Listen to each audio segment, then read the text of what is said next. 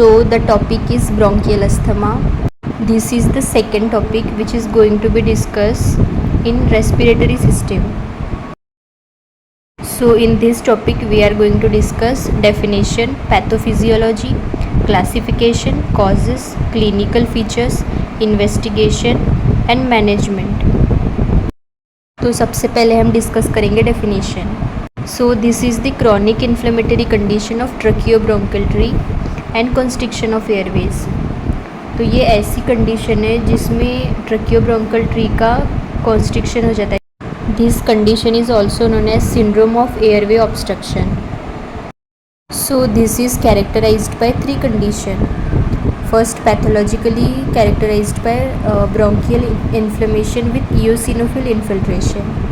Then physiologically it is characterized by bronchial hyperreactivity and clinically characterized by cough, tightness in chest and wheezing sound. So this figure shows the bronchial tube in normal condition and in asthmatic condition. Then we are going to discuss pathophysiology of bronchial asthma. So the pathophysiology is different in acute exposure and in chronic exposure, and we are going to discuss all this in detail. So first is acute exposure. अगर कोई allergen का exposure हो रहा है तो body में antigen presenting sales जो है वो एक्टिवेट हो जाते हैं, जो कि प्रोड्यूस करते हैं एंटीबॉडीज़. अब उसमें भी वो मेनली प्रोड्यूस करते हैं मैक्रोफेजेस. सो ये मैक्रोफेजेस फैगोसाइटोसिस का काम करते हैं. सो एक्यूट एक्सपोजर में बॉडी खुद को प्रोटेक्ट कर लेती है. Then second is chronic exposure. So अगर एलर्जन का एक्सपोजर हो रहा है काफ़ी टाइम से तो हेल्पर टी सेल्स एक्टिवेट होते हैं, जो कि प्रोड्यूस करते हैं inflammatory mediators which are IgE, cytokines, interleukin 4 and interleukin 5. This activates the mast cell. ये मास्ट सेल को एक्टिवेट करके उससे हिस्टामाइन रिलीज होता है, जो कि रिस्पॉन्सिबल है ब्रोंकोकॉन्स्ट्रिक्शन के लिए. So this is the pathophysiology behind the bronchial asthma due to chronic exposure. Then classification. So bronchial asthma is classified into three types. First is extrinsic, second is intrinsic and third is mixed. So first is extrinsic asthma. So extrinsic asthma तब बोला जाता है जब allergen के response में IgE का production बहुत बढ़ जाता है. Then intrinsic asthma. So this is the type of asthma जिसमें IgE का प्रोडक्शन काफ़ी कम रहता है when allergen is exposed. It is also known as aspirin sensitive asthma. And third type is mixed asthma. इसमें IgE का level या तो नॉर्मल रहेगा या बड़ा रहेगा. उसके बाद हम डिस्कस करेंगे causes. So there are two type of causes. First is inducing factor and second are triggering factors. First is inducing factor. तो इसमें ऐसी कंडीशंस आती है जो बॉडी खुद चेंजेस लाता है बॉडी में. तो अगर जेनेटिक ससेप्टेबिलिटी है, अगर ओबेसिटी है या प्रेगनेंसी है, so these are inducing factors. Then second is triggering factors. So बाहर के इन्वायरमेंट में ऐसी कंडीशन है जो कि बॉडी को ट्रिगर करती है ये कंडीशन के लिए. so these are allergens. अब एलर्जेंस में डस्ट हो सकते हैं, पोलन हो सकता है या कोई स्मोक पार्टिकल है. Then second is cold environment. अगर कोल्ड इन्वायरमेंट में एक्सपोजर हो रहा है बॉडी का तो ये ब्रोंकियल अस्थमा की कंडीशन हो सकती है. Then third is drugs. Aspirin या बीटा ब्लॉकर्स जैसे ड्रग्स है जो रिस्पॉन्सिबल है इस कंडीशन के लिए. Then exertion. सो एक एक्सरसाइज इंड्यूस अस्थमा भी होता है, हाइपर वेंटिलेशन की वजह से होता है वो. Then fifth is fumes of cooking gas. अगर कुकिंग गैस की फ्यूम्स का एक्सपोजर हो रहा है तो ये कंडीशन पॉसिबल है. कोल्ड फूड और drinks can responsible for this condition. Then occupational diseases भी हो सकती है जैसे कि सिलिकोसिस है, एस्बेस्टोसिस है.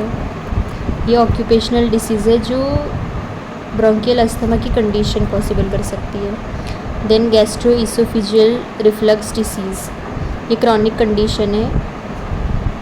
देन स्ट्रेस फैक्टर हो गया या कोई इन्फेक्शन हो गया, तो ये ऐसे ट्रिगरिंग फैक्टर्स है जो ब्रोंकियल अस्थमा जैसी कंडीशन पॉसिबल कर सकते हैं। उसके बाद देखेंगे clinical features. So it divided into 3 categories. First is asthmatic aura, second is proper paroxysm and third is cough. So सबसे पहले डिस्कस करेंगे अस्थमेटिक ऑरा। सो ये ऐसी कंडीशन है जो प्रॉपर पैरोक्सिज्म आने के पहले जो कंडीशन होती है, this is aura, asthmatic aura. इसमें स्लाइट कफ देखने को मिल सकता है, drowsiness can be seen, irritability can be seen, sneezing and anxiety can be seen. Then second is proper paroxysm, इसको अस्थमेटिक अटैक भी कहा जाता है। It can be last for 10 to 15 minutes. इसमें ब्रीथलेसनेस देखने को मिल सकता है।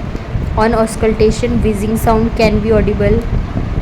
पेशेंट में feel tightness in chest and heaviness in chest. Then third is cough, cough देखने को मिल सकता है, इसमें विजिंग एब्सेंट मिलेगा।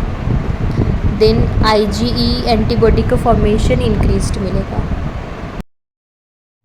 अगर पेशेंट को रिकरेंट अस्थमेटिक अटैक आ रहा है तो this condition is known as status अस्थमेटिकस।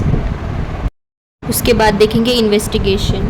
So first is complete blood count, इसमें इओसिनोफिल्स का काउंट इंक्रीज्ड मिलेगा, so it leads to eosinophilia.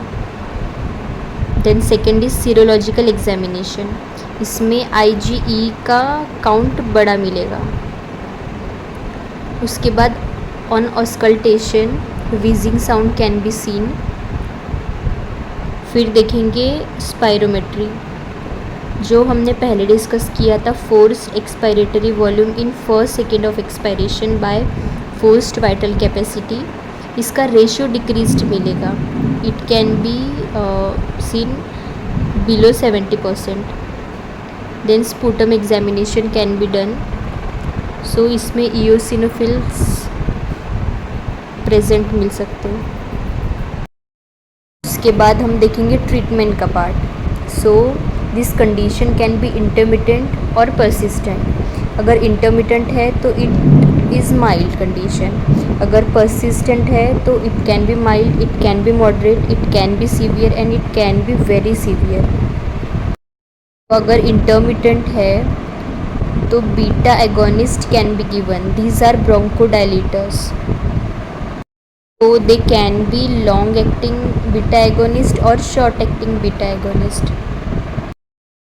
And if the condition is persistent in mild form, so doses of beta agonist can be increased and low doses of corticosteroids can be given to the patient. And if persistent is moderate, severe or very severe, then doses of corticosteroids slowly increased according to steroids. So these are treatment or management part of bronchial asthma.